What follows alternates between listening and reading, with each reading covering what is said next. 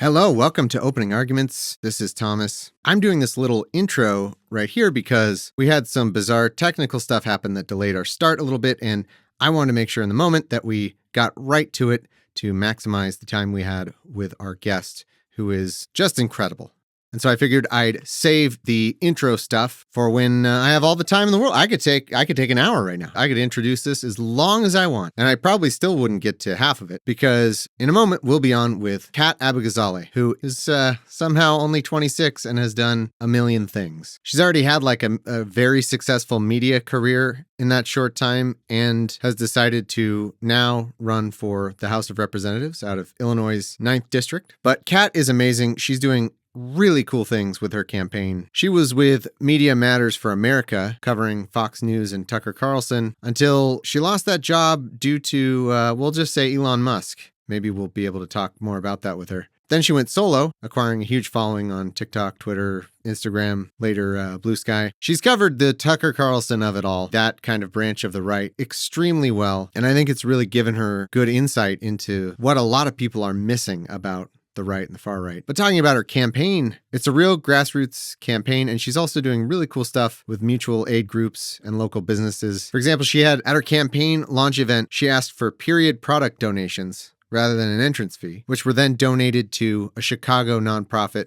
for distribution among low-income communities. She's doing all kinds of stuff like that. And maybe most significantly lately, she's been on the ground in Chicago, where you might have heard that ICE has been. She's been very present in protests at Broadview. She's been struck in the face at these protests. I think she's been roughed up a few other times. Just in October, she was actually indicted in what the official OA position will be is a bullshit political prosecution. She was indicted for something at a protest. The indictment alleges that she physically hindered and impeded a federal agent. So yeah, we think this is entirely political and bullshit. We'll see what Kat has to say, or can even say about it at this point. So she's simultaneously running for office and having to worry about the fact that she's been indicted and has to fight that, which is really scary. As bullshit as it is, that's a terrifying thing. The weight of United States Department of Justice coming after you is gotta be scary no matter how BS it might be. So anyway, all that is to say we were absolutely thrilled that Kat wanted to come on the show, and we're going to get right on over to it. And for those listening, check this out on YouTube. This was on video, a lot of fun. And for those of you watching, check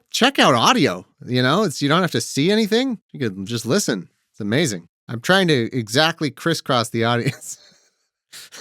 Substitute each audience for each other for some reason. I just do weird things. That's all. Do you need me to record audio on my side? Do you need me to record local? That would be awesome if you could do that. I didn't even think to man, ask you're talking to a video editor. Of course, I know. Got you. We're not used to press. Kat Abughazaleh, that's a great place to start. As we're setting up, I was like, okay, it's always so stressful trying to set up with an unknown person. And then I realized oh wait, you know everything the fuck you're doing here. And then I actually, a serious point, by the way, welcome to Opening Arguments. Thank you so much for joining us. Serious point though, I was like, wait, yeah, the youth. Should we maybe have people in politics who I don't have to explain, like, you talk into the part that's the microphone, and then you, oh my God, is your computer on? Is your computer on right now? Is it on? It's not on. Okay, how am I talking to you? It's so nice. So for one, welcome, and for two, what does it feel like to talk about youth, like really try to be a new voice in a aging political system? It just feels kind of like the rest of my and a lot of young people's lives. We had just like millennials and Gen Z, we both had two sides of the very same shitty coin. Like millennials were like, okay, you go to college, you do all this stuff, and then your life will be great. You'll have a house and a family and all that. And that was a lie. And then with Gen Z, they were kind of like, they didn't even lie. They were just like, you're fucked and you're just gonna have to like it. And I don't know which one is worse, genuinely. Yeah. And so like we just had to advocate for ourselves. I mean, I think of like March for Our Lives, which I marched in my freshman year of college was when that happened. And it's just like, this is what we have to do. I think Gen Z and a lot of Americans are sick of waiting for someone else to do what we know is right. Yeah, it was not, as a millennial, I guess I will say I didn't realize it until you mentioned it, but it is nice for society to have cared enough to lie to me. It's like they put in the effort. At the same time, like you had to, like you did all of this stuff with the expectation, and then the rug was pulled out from under you. And Look, I genuinely don't know which one's worse, but we're in this together. I mean, like, I'm right on that cusp. My little cousin was like, you were born in the 1900s. And I was like, 99, fuck you. But yeah. Well, there is so much to talk to you about. I don't even know where to begin, but maybe just to, talk about it at the beginning and get it out of the way. You've been indicted, and we here at Opening Arguments, a law podcast, know better than to ask too many details about pending litigation or whatever. So I just wanted to ask you, what can you tell us in the audience about what happened to you, what's going on right now? Yeah, I mean, it's a blatantly political prosecution. I plan on pleading not guilty. I plan on winning. I'm still running for Congress. Can you give us like the bare, for people who don't know anything about it, like just the bare, like what? Yeah. So for the past, couple months, ICE has been terrorizing Chicago. I have been protesting at the Broadview ICE facility. I've been exercising my First Amendment rights, as have many others. We have seen time and time again ICE abusing protesters, and now this indictment has come, and it's very clearly a selective and like bogus prosecution. Yeah, I plan on pleading not guilty, plan on winning election day and in court. That's always fun to say. Not something I planned for this campaign. Definitely was a shock to see on the indictment, like the United States versus Catherine Abughazaleh. But also not a surprise in the way that like I've covered the right for my whole career, and this is what the right does. This is what authoritarians do. I just don't know if I expected to see my name on there this year. But yeah. Well, it's amazing that you're able to fight back, and it just makes me think, we cover stuff like this all the time. Every time we cover something like this, I always think, well, these are the people we've heard of. Like, how many people who just get run over by the authorities or the powers that be, who just do not have the wherewithal, the ability, the money, the privilege to be able to like fight, and like what they're just fucked. Like, what do they do? It's absolutely. Really sad. I'm so glad you brought that up. Like, right on the head. Even before the indictment, there was this video of an ICE agent throwing me to the ground. A car was going to run over someone, and I was trying to get them out of the way, and he picked me up and threw me to the ground. It was very jarring for a lot of people because it was, I mean, I'm Palestinian, but if you look at me, I'm the whitest person in the world. So they're seeing like little blonde white woman getting thrown by a big man, and you're not supposed to see that in America. And I just had to keep stressing. I was like, thank you for your concern, but like, let's refocus. This is what they are willing to do on camera. The reason we are protesting in the first place is what is happening in the Broadview Processing Center. And we just got, months ago, we heard about people being denied beds and hot meals and access to hygienic facilities. 2 weeks ago, we heard about people like the air in there is just almost unbreathable, people going into cardiac arrest, being carried out on stretchers, being given fake translators so they'll sign their own deportation notices. And this week, we have heard even newer reports of the fact that people aren't allowed to go to the bathroom more than once a day. If they soil themselves, they are beaten. Food is thrown at them. Once again, not hot meals, just food is thrown at them. And if it's like on the ground, they make a mess, they beat them again. It's horrific. If people don't sign their own deportation notices, they get beaten. This is according to someone who was in that facility and who was so scared he signed his own deportation notice. But those people don't have the, like, we're going to have to balance legal fees on top of campaign expenses, and people have been very generous, and outpouring of support. I've been so grateful. But what I really want to stress is the most vulnerable people in our communities right now are enduring so much worse, and they don't get the benefit of cameras when people come to their doors. They don't get the benefit of people remembering their names all the time. They don't get the benefit of being able to know that they have a lawyer, or if they have a lawyer, knowing that they will be able to see that lawyer. The second report I talked about of people being carried out in stretchers was relayed by someone's lawyer, of someone who is a widower, who had legal papers. He was married to a U.S. citizen, had 4 kids, and signed his own deportation because he was given a fake translator on the same morning he was supposed to have his emergency hearing. So like, it's really, Thomas, I really appreciate you bringing up the fact like so many people are just screwed over here. And especially on top of like SNAP benefits being cut for like not just the shutdown, but for refugees and immigrants after December 1st. Like, how are you supposed to afford a lawyer? especially without the right to representation, which is something we need in our justice system.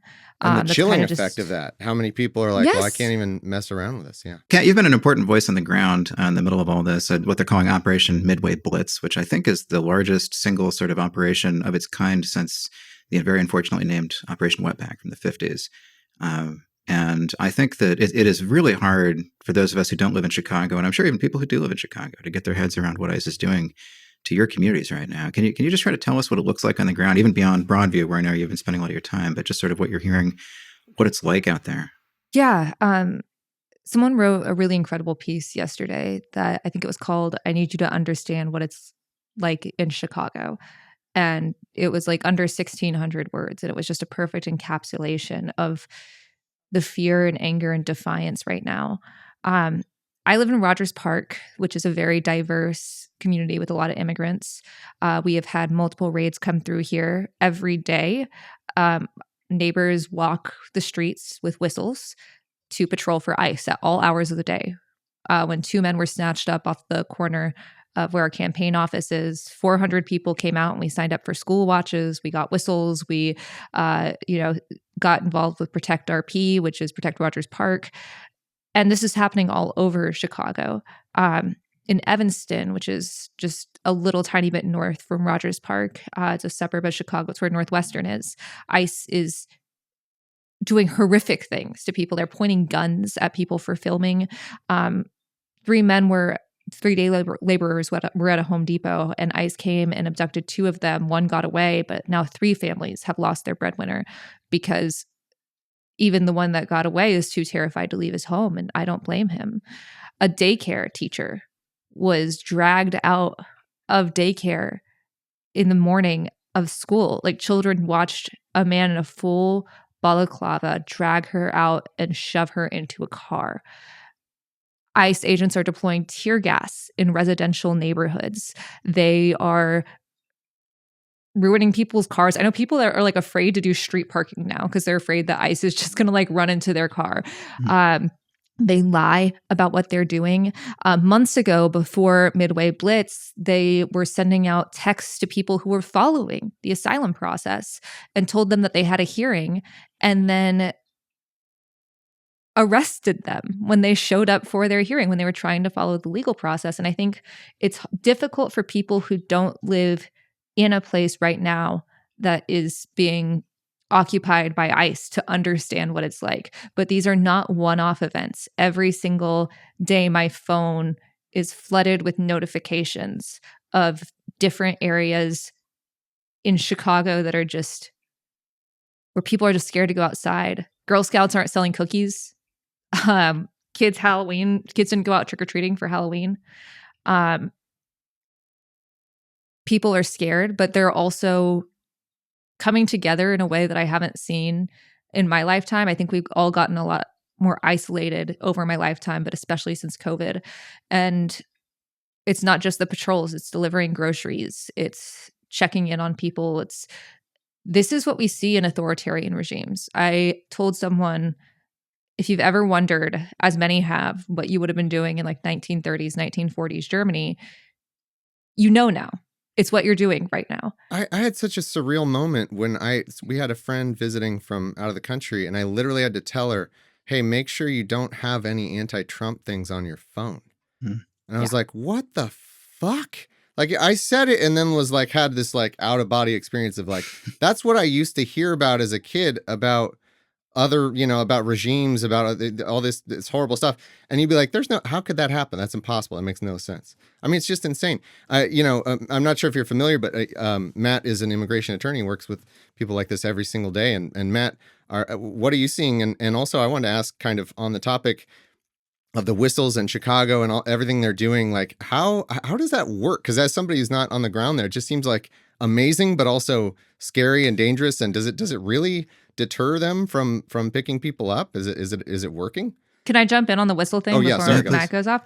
If you see ICE around, you do 3 short bursts on your whistle. And if they're actively detaining someone, you do 3 long bursts. And it's honestly been super effective. ICE fucking hates these whistles. It brings attention to them. But also it's great for people that have different risk assessments, because not everyone can be close up and filming if someone's being detained by ICE. They might be with a child. They might be disabled. Like, there's so many different reasons that certain people can interact more with ICE than others. And so what this does is it allows other people to come out, and if they have the ability to be able to see who these people are, make sure that we have whoever's being detained, their name, their birthday, and how to locate them, their family members to contact. It's been extremely effective, and it's become kind of a symbol around Chicago of resistance. Like, if you see someone, I just carry whistles in my purse. People keep dropping off 3D printed whistles at the office. So we have, like, no joke, 1,000 of them, and we've given out probably 1,000. And we just give them to campaign people. branding. There you go. I mean, but it's important. We try to use our campaign office as like a mutual aid hub, but I think like the whistles, it's become kind of this symbol, and I think about the other, like a couple months ago, right at the beginning of Midway Blitz, there were a bunch of unfamiliar cars on my street, and my partner and I, it was like 11 p.m. We woke up and we were like, oh shit, is that ICE? So we went down in our pajamas outside, and it was just a bunch of guys working on water pipes. And we were like, oh, thank God. But 8 other people had come out of their homes at 11 o'clock to check on the same thing. Oh, these are good people doing something for society. Never mind. False alarms. and those guys were thankful too. Like, it was just cool that all of us were all on the same page at 11 o'clock in our jammies in the middle of the street. Yeah, Mike, what are you hearing? Oh, well, I just want to say, I think, and I've been trying to learn as much as I can about Chicago, trying to keep track of it. It's so much to watch because, certainly I've been doing this for 20 years. We haven't seen this kind of visibility and this kind of attempt to scare people. And certainly the kind of things we're seeing in Chicago, we have not seen in my career. I don't think we've seen since many, many decades. But I wanted to say it really ties into just like holding the line in Chicago, the way that you all have, and the way that you've been on the forefront of a lot of this, just being on the ground, telling us what's happening.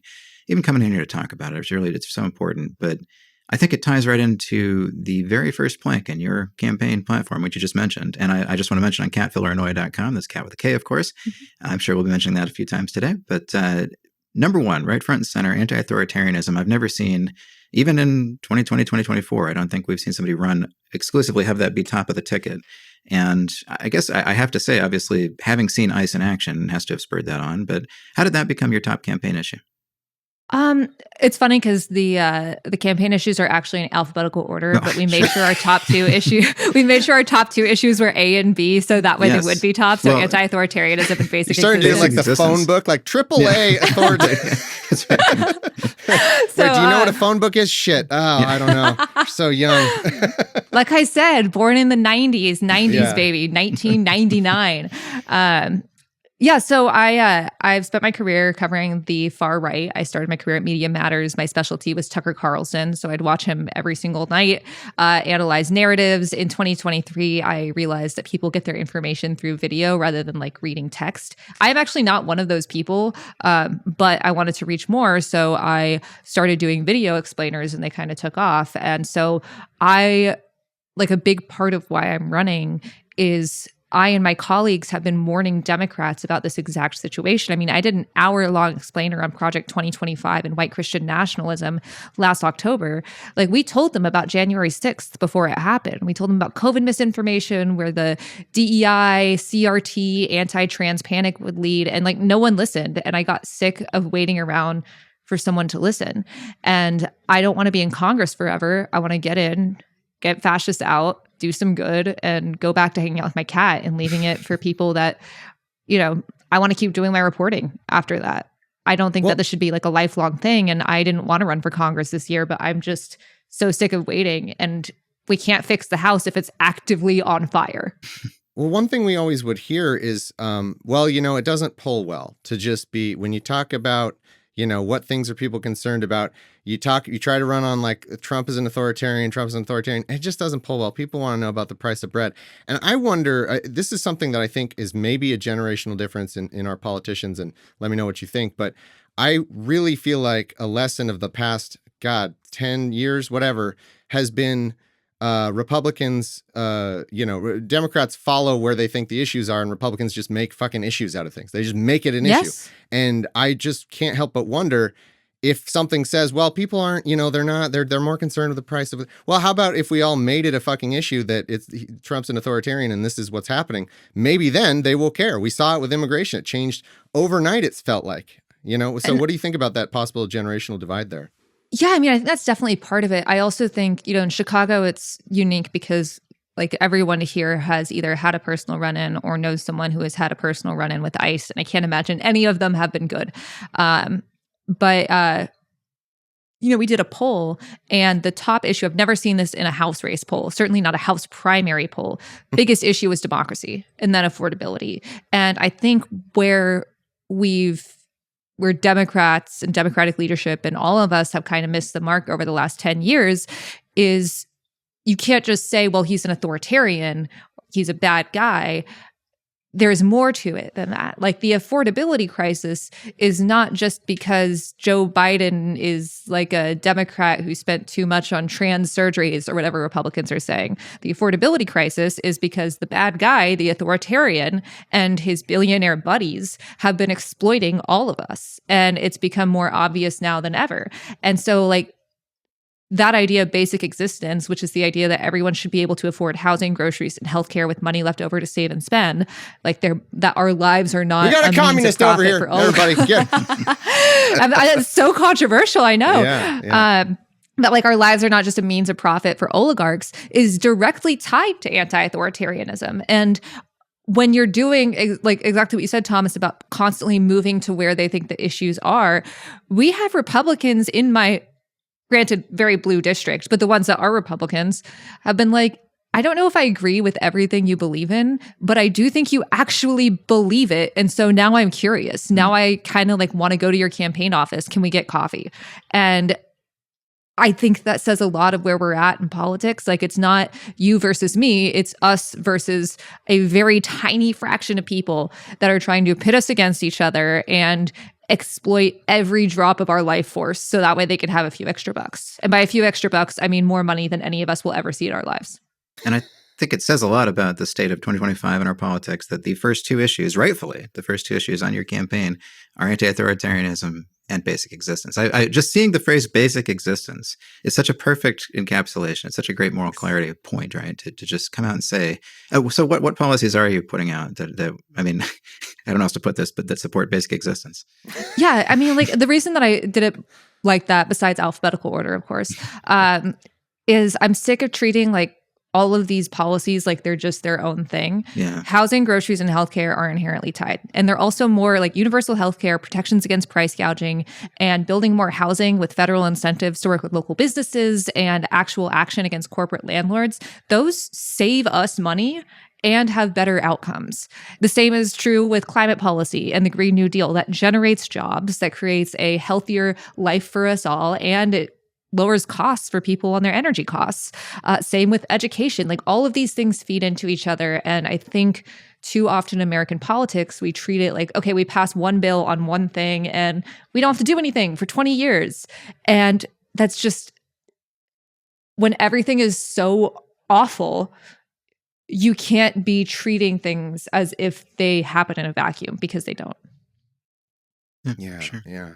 I will never understand why you'll see billionaires. I'm out in California, and you'll see billionaires complaining about the homeless in San Francisco, and you're like, well, just fix it. Like you're a billionaire. Like that's why you have all the money. You get to control everything. And it's like, I don't understand why, even for people who have so much money, who I guess are, I don't know, maybe not the most empathetic, even from a selfish perspective, why don't they want to like fix some of these issues? It's insane to me. Like, I mean, it'd make how's it it good look for so anybody? cool. If you solved homelessness, that would look so cool. And it's not that difficult of a problem to solve. Give people homes. Yeah. They should live in places. Everyone should live in a place. You heard it here first, everybody. Not a mystery. Yeah, and these things are not luxuries. You know, the kinds of the paid, like something as simple as paid family and medical leave, right? Which of course you support. Universal child care. Like these are not luxury products. These are things now, that other countries insulin, have of figured course. out. No, right, of course, yeah. That's deluxe platinum package kind of stuff we're talking about. I know. But yeah, no, I mean, but just to see it packaged and discussed as basic existence, I think is just politically brilliant. But I did want to just very quickly back to the anti-authoritarian point. What did you learn from your time? Because, I have watched your career over the years with Media Matters. Loved your Tucker Carlson stuff. As you always said, watching it, so we didn't have to. What did you learn? I'm not going to say from Tucker Carlson, but I guess from watching Tucker Carlson and his ilk about our moment and about what we can do to stop it. It goes back decades. It goes back to the John Birch Society. There are so many forces. Like Dobbs didn't happen in a vacuum. This was a decades-long crusade to overturn Roe versus Wade. And the same is true for a lot of what we're seeing from the far right now. But I think where it kind of got supercharged is Steve Bannon recognizing that we told young men that their only value was what they could provide, they could produce, and then gave them no ability to have a family, to be able to afford college, to be able to afford a home, and then took away all their third spaces and then said, well, sorry. And Steve Bannon saw that. And instead of actually making a solution, he created these online spaces where he could say, well, I know the reason that you feel like garbage, and it's because of women or minorities or gay people, and created these spaces online that have inspired mass shootings, that have my cats knocking stuff off of a shelf. And that's, of course, not everything, but it's a huge part of what would influence Tucker's show. And the 8 p.m. time slot on Fox is the most powerful time slot in the country. This is why Bill O'Reilly, he had so much influence over the left and right when he was on air. When Tucker came on, he pretty much just condensed it to the right, but the way he was able to make 4chan conspiracies into narratives that you'd see on the House floor was honestly breathtaking in the worst way. Do y'all remember the conspiracy theory that Joe Biden was hiring 80,000 IRS agents to audit you at gunpoint?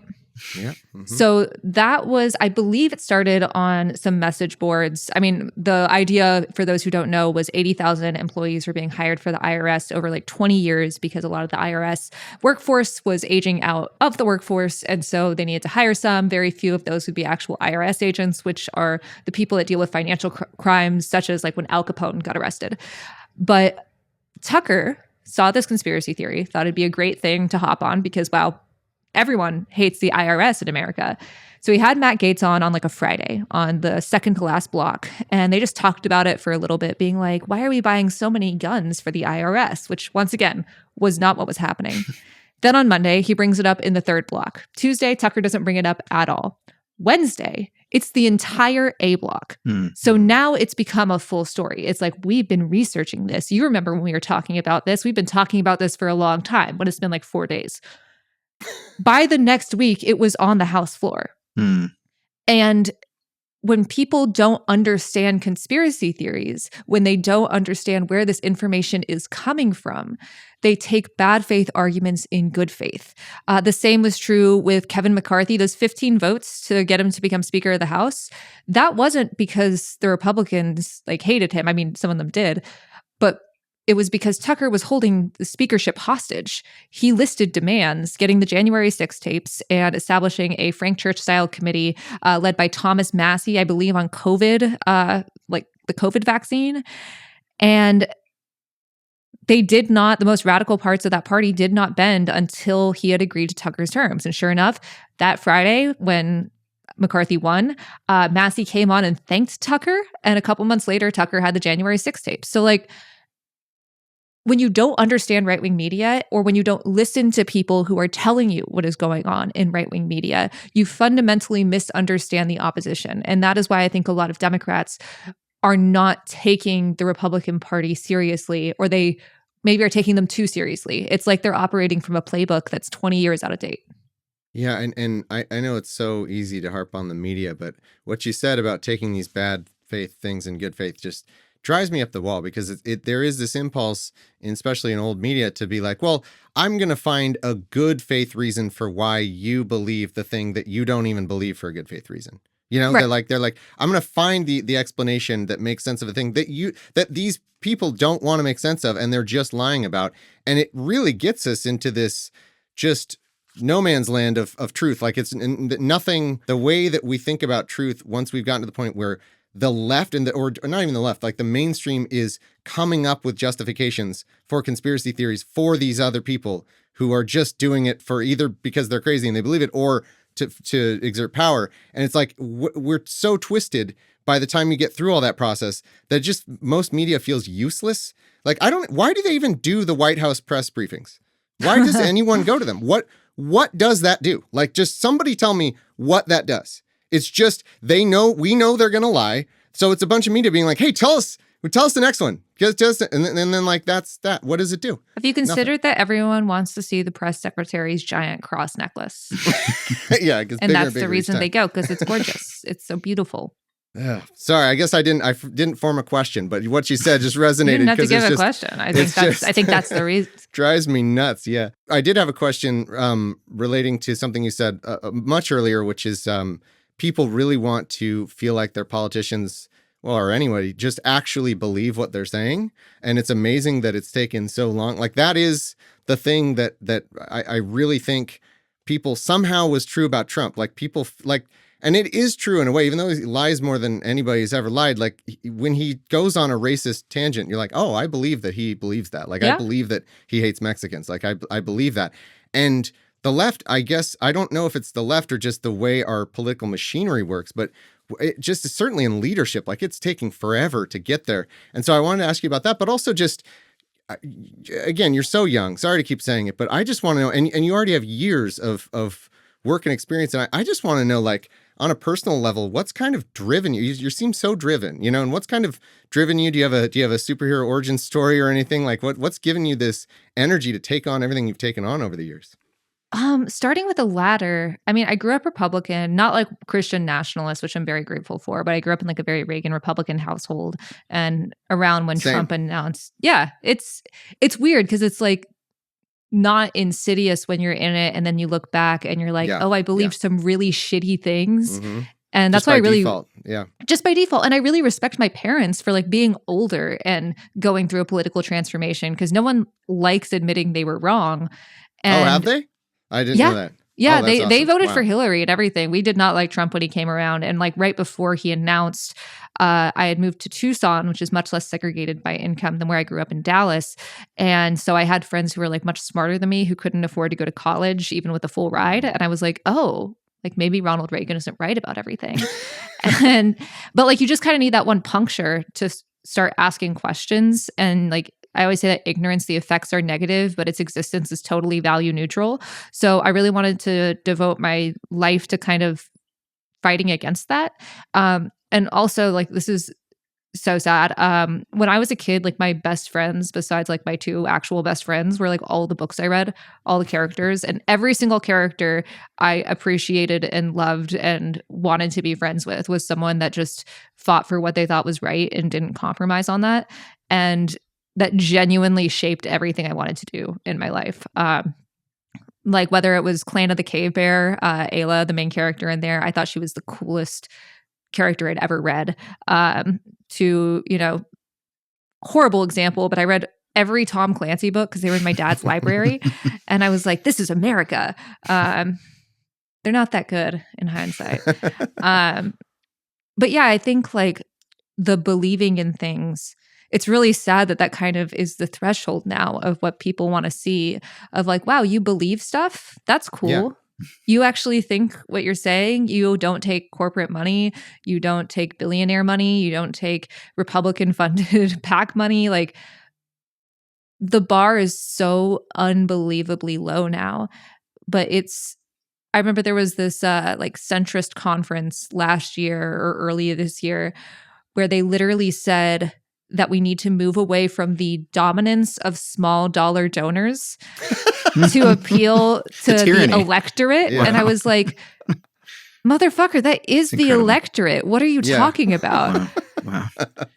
And so we just like need to get out of the government shutdown bullshit. I mean, you just know that some of the reasons that these senators voted yes was because their donors are frustrated about flights.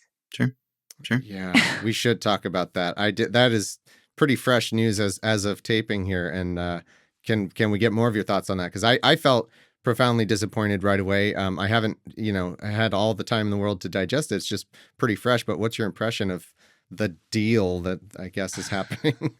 I don't know how many times we have to get kicked in the balls for someone to be like, hey, maybe trusting Trump is a bad idea. Like, the promise that they're getting, they aren't getting ACA, they aren't getting any of this. It's, oh, well, we'll have a vote on it in December. What? I mean, we have 3 more votes until the shutdown is officially over. So like it's not over till it's over. But like Democrats are so good at snatching defeat from the jaws of victory. Like this idea, voters know who is behind this shutdown. They know who is raising their premiums. They know who is cutting their SNAP benefits. They know this. And like, I'm not one to think that polling is the end all be all of everything, but even the polling showed that. And you can't hold the line. Yeah.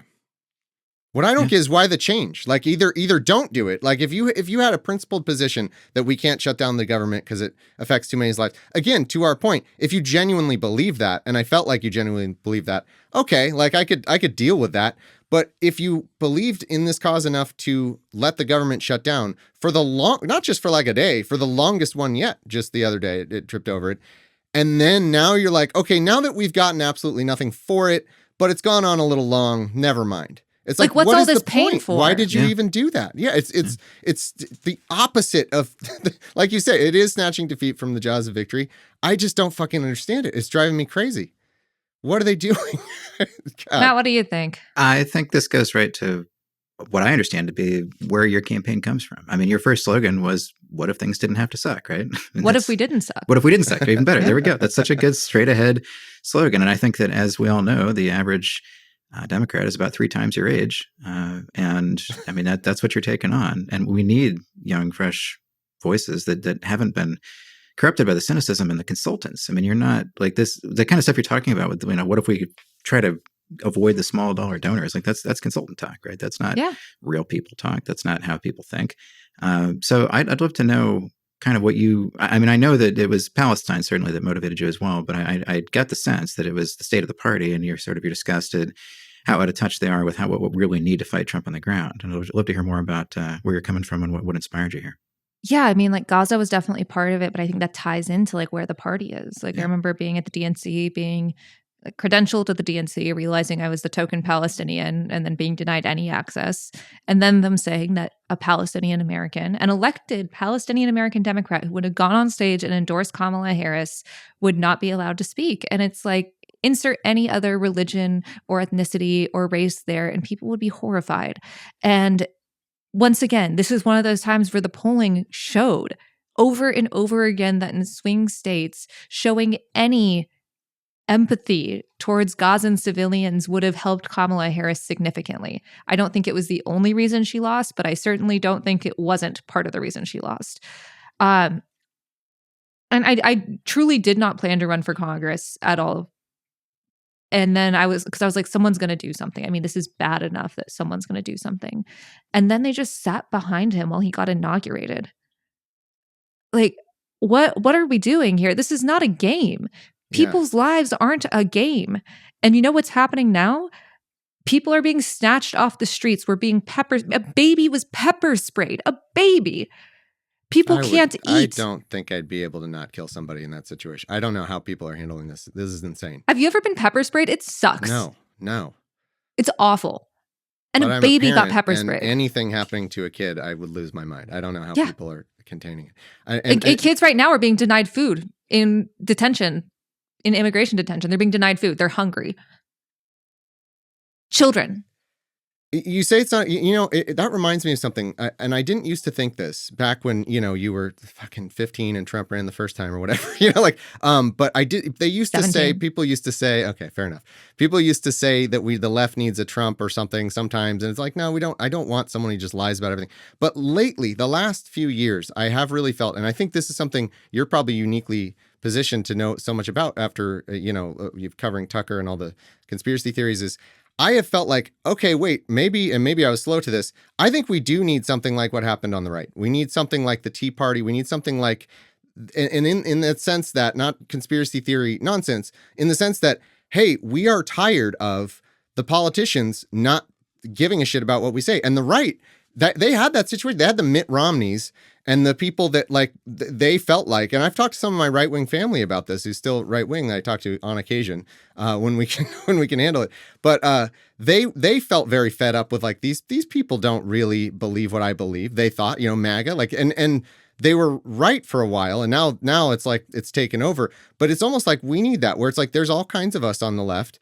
who are like, they just aren't representing us at all in a meaningful way. And I've tended to be a bit more, I don't know if forgiving's the right word, but I tend to think that most people in the Democratic Party and in leadership, I think they do want good things to happen, but it's become harder to defend all of them. And it's felt more like, okay, yeah, they want good stuff to happen, but it's certainly not urgent. It's not like, oh, darn, didn't go through this time. Well, next time people who are starving. And to your point, it's like, we want people who are just like, no, we're done. Like, we're done with the, like, okay, maybe next 10 years, we'll figure if we can get people some healthcare and stuff. It's like, we just need people who are fucking fed up with it.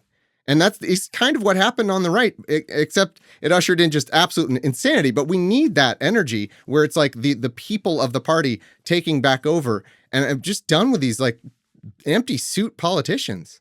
I mean, we kind of saw a reversal of what had happened to get us into the Great Depression when FDR took power. I mean, I don't think like the New Deal was thought of this great thing now, but a lot at the time, oligarchs spent so much time and money trying to convince the American people that like FDR was some tyrant who wanted to like be their babysitter by giving them a job. And he just said, fuck you, you're getting your Social Security. Like, this is something we're establishing and we need more of that. I also think, and I think you're right that like, I don't think every politician is evil. I think that too many of them buy into a system that depends on inaction.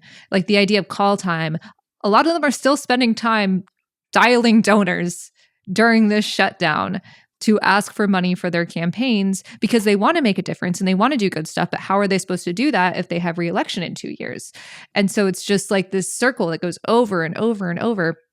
But I think the other thing of like the leftist Trump argument is there is something to learn in just stop caring what they think about you. Yeah. Like the president of the United States said he you can stop grabbed there, actually. a I'm already woman laughing. by the pussy.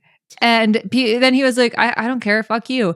And meanwhile, you have like this weird self-flagellation in the Democratic Party anytime any like criticism comes out, like this need to constantly meet the right where they're at.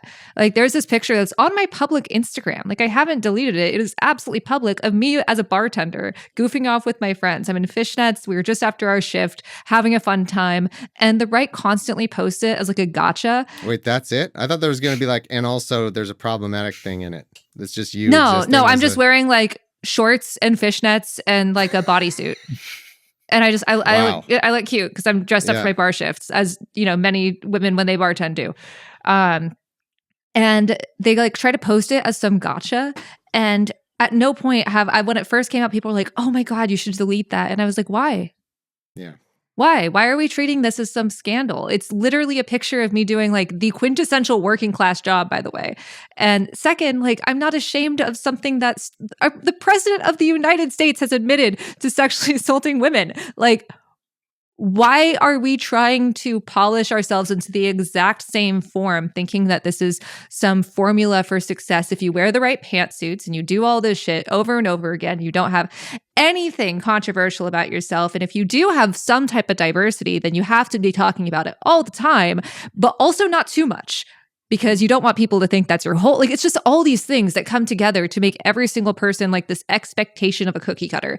And I don't know if this makes sense, but what I am telling people is stop caring so much about what the right thinks about you. Because most of the time, the stuff that they try to get you in a tizzy about, the stuff that they want you to run in circles around, chasing your tail, it doesn't matter. And they're just trying to distract you, and they're just trying to make you look like a fool. And you only look like a fool if you let them do it. And oh, sorry, go ahead, Matt. I was going to say that has to be one of your starting out as a candidate. One of your greatest qualifications is that you've already faced these people I mean, they've been very vocal It is about the you for a long best. time. Like, you know exactly what to do with It's them. the best And training for running for Congress. And you're part of the social media generation, as you said, that like you've got these pictures out there, whatever. I mean, like you said, there's nothing wrong with it, but like you're used to living your life online. These pictures right? of These being pictures, a person having fun, right, that we could have seen if we went to the bar. Like, right. Their video of Alexandria Ocasio-Cortez just dancing, like just out in the hallway dancing, right? That was supposed to be a scandal for some reason, right? She's just having a good time. And you're used to living online. You're of the generation, you know, now that and I think that's harder for maybe people older than us to understand. But you know, I really think that when I saw that you were running, it just made so much sense that you would make that jump from kind of getting the polish of being online all the time and having those videos and social media presence to be able to. And I'm interested though, how has that prepared you? Like being so online and being so visible. I think it's less about being online. It's about being online and attacked by Nazis constantly. Because that is the best training for running for Congress. I can't imagine. Actually, I can, because I have had opponents in my race that call me for advice on like how to handle being brigaded or how to handle like weird messages. And I'm like, wow, you have a spouse, but you know, whatever. I'll give them advice. But like it's one of these things that I want to also be empathetic to, because for me, it's my daily life. Like I've spent the last 5 years getting constant death and rape threats, weird racist messages, like, you know, the stuff that I'm saying it so casually, which kind of shows how like screwed up my brain is in this regard, but it's also the default for politics in America today, especially in this moment, which means if you are not ready to handle that right now, you are not ready to handle this job. That actually brings me to something I really wanted to ask you about. Speaking of Nazis in this moment, Stephen Miller, I think we both agree, Stephen Miller, Kristi Noem, Kristen Nielsen, everyone else responsible for immigration policies we know today. You've said before, and I certainly know we all agree, that they belong in The Hague, that they belong with charges on trial. That's not possible, obviously, since we haven't signed on to the Rome Convention. But short of that, you're in Congress with like-minded Democrats, I hope. What are you going to be doing for truth and reconciliation to actually have some real consequences for this moment? What are we looking at? Well, I mean, I think we should sign on to the Rome Statute, but also we can't get past this and just pretend it was like all a bad dream. Yeah. We need consequences. We need to abolish ICE. That's not just a slogan. If any government agency can be used in the way that ICE is being used, that government agency should not exist. So we need to abolish ICE, and we need to unmask the men that have been doing this to our communities. And they need to be like, we need to hold trials. It's as simple as that. And I don't care how long it takes. We need to hold all of them accountable, not just the leaders. Everyone who has committed crimes against civilians across this country needs to be held accountable. Yeah, I've said it for years now. I want now a law and order candidate. Give me a law and order candidate, but for actual law and fucking order, not for let's arrest poor people for something. Give me law and order for like let's actual fucking consequences. I'm out of my mind. As you're saying that, again, this left-right parallel is so weird to me. I'm like having kind of a existential crisis because I think of them being like prosecute Fauci. It's like, yeah, I want that energy, but for not a made-up bullshit thing. They're like, we love law and order, but not like that. We love free speech, but not like that. It's just always, but not like that. Yeah, but the energy of on their side of prosecute Fauci, which is an insane thing, but that energy, except towards something where it's like, yeah, you pepper sprayed a baby. People have died. People have died. A lot of people have died. Elon Musk should be in prison. Did you see that report the other day? They think. What was it, Matt? I shared it with, I think 600,000 or more. Possibly 600,000 people killed as a result of killing USAID.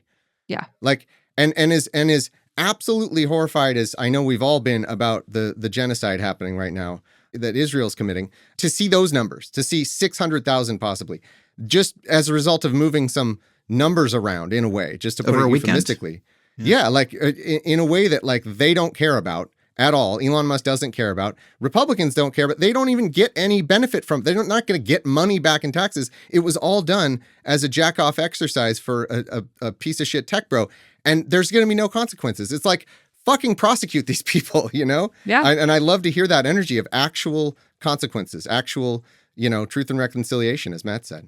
And like these assholes used our industry of like disinformation reporting as a dry run for what they're doing to the federal government. Or like when Elon bought Twitter, like the stuff that he sent to federal workers was almost identical to the bullshit he sent to Twitter employees when he bought it. And now that site is completely unusable.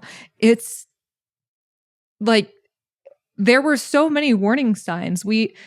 I am a big believer that Trump is not the cause. He is just a symptom of so much inaction, so much caving to corporate interests and to billionaires and massive wealth inequality. And when people can't afford to live, when they're scared all the time, it's easy to make them more scared and to say, hey, that's the reason you're scared is because of this person or this group. And that's why that's why fascism, authoritarianism, and the far right plays comms on easy mode. And that's why people like Zoran Mamdani, like his message of hope, but also unflinching solidarity, like defiance, I think is really what's important right now because it's a lot harder to build something. It's going to be a lot of work. But if there is any, I'm not even sure if silver lining is the word, but if they're going to raise the country as they're doing right now, RAZE, we can build something way better after because the status quo hasn't been working for a long time. That actually brings me to the C on your campaign platform. As long as we hit the A and the B, corporate consolidation. Cookie? You've got some, yeah, you got some great stuff. I just want to give you a minute to talk about what you're thinking with. I mean, again, just the complete, straightforward moral clarity of here's the problem. I just want to give you a chance to talk about that. As far as like congressional reform, and taking on people like Elon Musk. Yeah, absolutely. I mean, for the record, I lost my job because of Elon Musk. He sued the company I worked at, and they had to lay people off. And I got deposed by him like a little over a year ago. Hours on that. There's so many things I want to talk to you about. I someday would love to have that story more in depth on the show. Bro, I wish that deposition was like October 30th of last year, and then I got indicted of like the 28th this year. And so I think just Halloween weekend is a weird weekend for me legally. But like we can't do any of the good stuff until we reform and change the system significantly. And that means binding codes of ethics. That means overhauling campaign finance. That means ensuring, even if we overturn Citizens United, you're still having an entire electoral system that is based on $7,000 donations and how many people you can call to make a $7,000 donation. So we need public funding of elections. We need to have Matt, I'd love to get your thoughts on this. My personal favorite idea of like expanding the Supreme Court is having revolving justices. So it's not the same justice on every single case. And you can have, because that's what I think should be the one true neutral institution in the US is the Supreme Court. Like the White House and Congress are inherently political. These are all things that are possible. After Zoran won, I posted, good things are possible and you don't have to settle. And I just really want to stress that like it doesn't have to be this way. We can change things, but we have to not just win a majority, we have to win a majority of that majority. And it also can't just end at the ballot box. Like right now, people are engaging in mutual aid and direct action and, carrying around their whistles. All of that is really important to do. But the ballot box is so important. And so sorry, but like this has been the challenges. I'm sure like it's been this feeling of like for people who are keeping track and aware of just how shitty things are. I feel like it's a rare person, I really think you embody this, who's able to have an accurate picture of how shitty things are. Because you can always get the like, oh, well, I'm always looking ahead and things. And it's like, I feel like you don't maybe fully understand what's going on. It's like take an accurate picture of how shitty things are, an accurate picture of how uphill it is, how impossible the billionaires make it, the oligarchs, all that. And also still be like, yes, but we all have to do these things. We all have to vote. We can't, it's maybe not exciting, but we do need to vote. Like it is so important. They want to take away our vote for a reason. And every time I just, maybe it's a little my, PTSD of dealing with so many angry leftists who I feel like are sapping the energy often of voting and all that. It's like the way we got here is by not enough people voting. A way we got here is by not enough people voting. Like you can look at 2014, I think was maybe the most consequential election that nobody really thinks about. Because if we had won in 2014, if we had kept a majority, then the bullshit with Merrick Garland wouldn't have happened in 2016.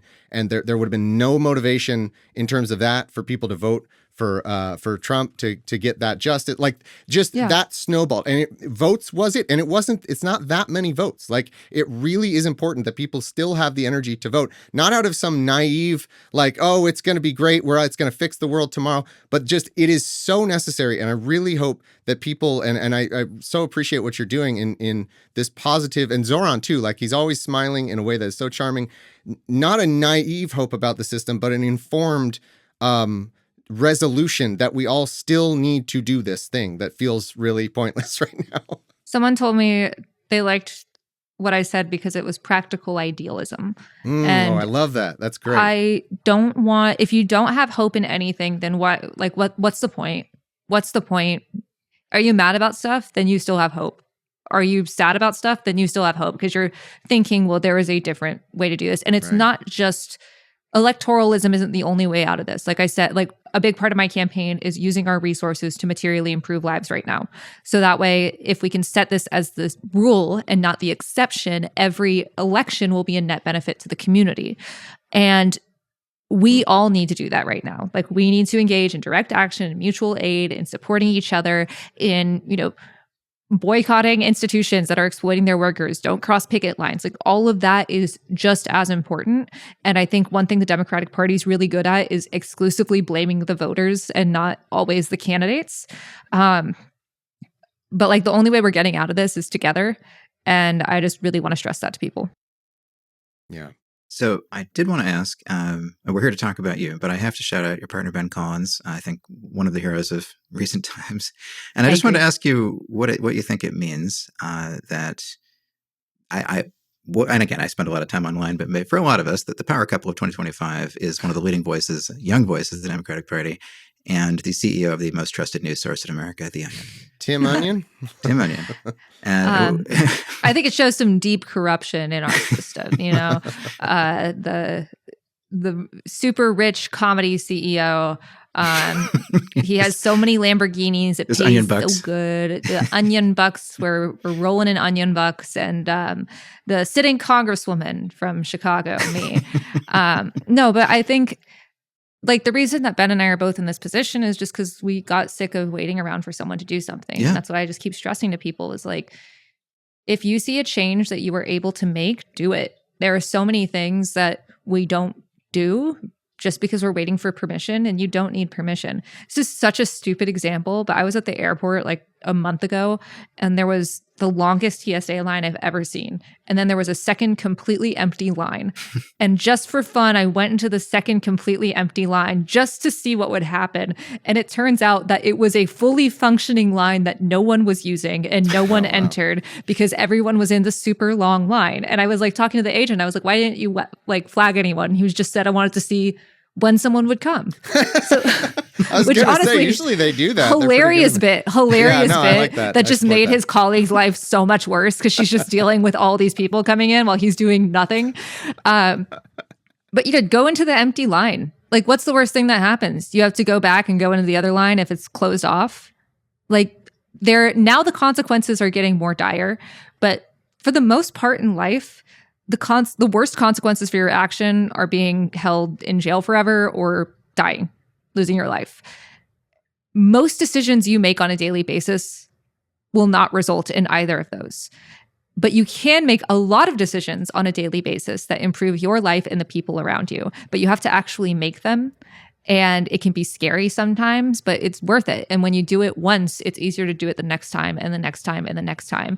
And when you speak out, like if someone's yelling at a service worker or you see ice on your street and you blow your whistle or whatever it may be, someone else will see that and also do it the next time. And I think in Chicago, we're seeing a lot of that. We're all leaning on each other and giving each other strength. And I know I wouldn't have any of my strength without people like Ben in my life. Without the people that are around me, without our volunteers, without my staff, all this stuff. But it's really easy to like have that sapped from you in this moment. And just a quick shout out to Ben because he might listen to this. He's great. If y'all haven't heard of The Onion, you should check it out. Not that he does anything editorial because he was also a journalist and knows how annoying it is when people in the C-suite, which once again, very rich, try to control editorial. But I'm just really proud of him. And not just the CEO, but the savior of the Onion. Again, we're here to talk about the Messiah of the Onion is, I think, what they call him. Kept it alive and brought it up and brought it. Did they ever get a hold of Alex Jones's whatever? What was that? What am I thinking of? Didn't he try to buy? InfoWars? Still working on that. Oh man, whatever happened to that? I got to check on that. but what I'm hearing from you overall is, what if we didn't suck? And I think that's just a great way to go. I think that's really that kind of question. It's like that the few glorious days when Tim Walz could say out loud that these people are weird, right? Just saying that. Those days rocked. Those rocked so hard. Why didn't we keep doing that? Like we can do that because we had to bring in a bunch of people who haven't won elections in decades, so that way they could get their paycheck. Yeah. What if he was nicer to JD Vance? That's a winning strategy. No, but I appreciate y'all talking with me, and it's always nice talking to people that kind of get the picture. It's really frustrating out there. How are y'all holding up? Especially as an immigration attorney. Jesus. I know I say that. I don't know how Matt's still alive. Well, we podcaster. We're still winning. We're still making it happen. We're still doing what we can every day. Thanks so much, Matt. Shut up. Thank you so much, Kat. As a podcaster, it's been really hard. It's been hard. There are days when I'm like, can I talk into a mic? Wait, Matt, where are you based? True victims. I'm in Boston. Gotcha. Actual Boston. But so we are playing an easy mode in Boston. We always have been. I mean, our federal judges have no patience for any of this. And just this morning, I got yet another habeas, not bragging because it's just every one of these is getting granted. But I honestly just being able to come in and talk to people and explain what's going on and talk to people like you has given me so much more hope in the second Trump administration than I had when I was just about losing my mind in the first one. So yeah. And things are worse, objectively. Things are worse. And I want to leave you, Matt, specifically on this note.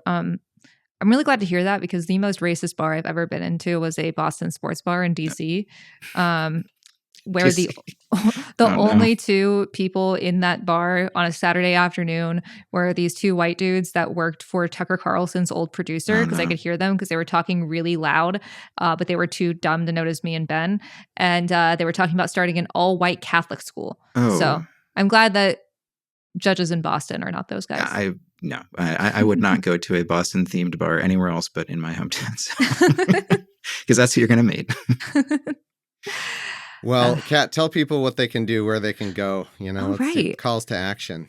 Calls to action, which are always about me, of course.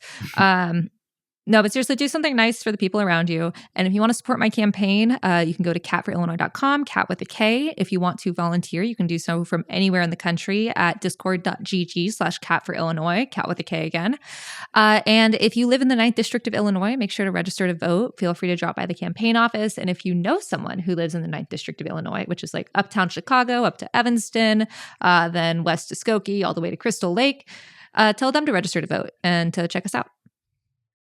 And tell them to subscribe to this podcast. Oh, thanks. No, thank you so much. It's been an absolute pleasure. We're big fans of what you're doing. And stay safe out there. Hey, I mean, we didn't even get to talk about like the mistreatment you've had in these protests. And man, stay safe. And keep doing what you're doing. Thanks so much for joining us. Will do. Great work. Thank you again. This has been Opening Arguments, produced by Thomas and Lydia Smith, with editing help from Peter Baird. The intro is by Thomas Smith. This outro is by Matt Cameron.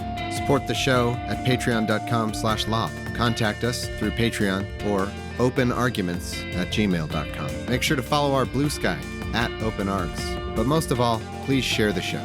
Thanks for listening.